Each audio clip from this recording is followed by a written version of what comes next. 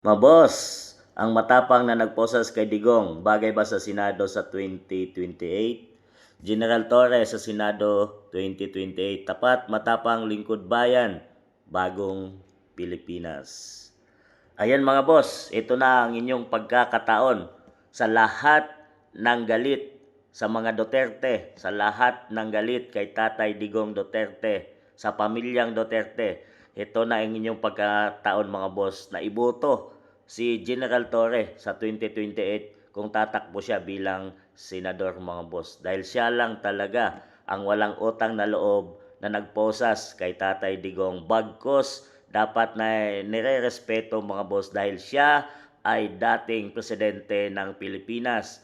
At hindi lang yon, siya din ang nagpataas ang dahilan kung bakit na double price salary ang sahod ng mga pulis, yung mga sundalo at yung alagad ng batas sa ating bansang Pilipinas. Siya yung taong walang utang na loob mga boss dahil hindi niya ginalang ang maedad na mag 80 years old na at dating presidente at commander-in-chief ng bansang Pilipinas. Grabe, sa sobrahan sa tapang to mga boss.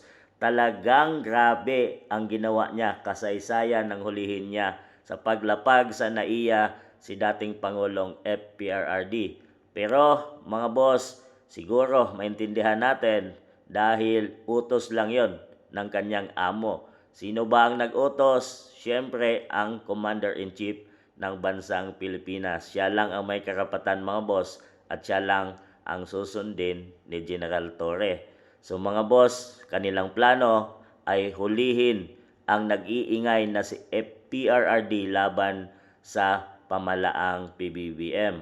Yun ang kanilang malaking takot mga boss dahil mayroon pa siyang malaking puwersa or malaking hatak sa mamamayang Pilipino. Ayaw nilang bumalik sa pinakamataas na posisyon ang mga Duterte sa pamamagitan ng anak niya na si BP Inday Sara. Sa lahat ng pangako ni PBBM at sinabing hindi niya papasukin ang ICC sa ating bansa at wala silang jurisdiction dito sa ating bansa dahil gumagana ang mga batas sa ating bansang Pilipinas, ay binalik niya yon mga boss.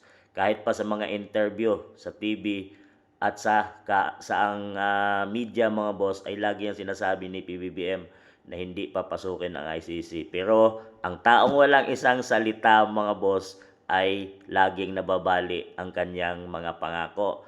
At yun na nga ay pinahuli si FPRRD at sinabi niya gumagana ang batas sa Pilipinas pero pinahuli niya at hinayaan niyang doon litisin sa ibang bansa ang isang Pilipino. Ngayon mga boss, kung kayo ay natutuwa sa ginawa ni General Torre at sa kanyang mga pagiging loyal sa Marcos, kung kayo ay Marcos loyalist at galit kayo sa Duterte, heto nang inyong pagkakataon para ihalal ang bayani na nagpakulong kay FPRD. Siya ay walang iba, si General Torre mga boss, na kasaysayan at alam ng buong Pilipino na siya ang taong nagposas kay Tatay Digong mga boss. Ang walang utang na loob na tao na minsan nang tinulungan ni Tatay Digong. Hindi lang siya kundi ang makasamahan niyang kapulisan mga boss.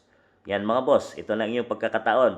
Pero kung galit kayo sa mga Duterte sa pamahalaan ngayon at galit kayo sa taong ito na rin ang inyong pagkakataon mga boss na huwag iboto si General Torre sa Senado 2028. Kayo nang humusga mga boss.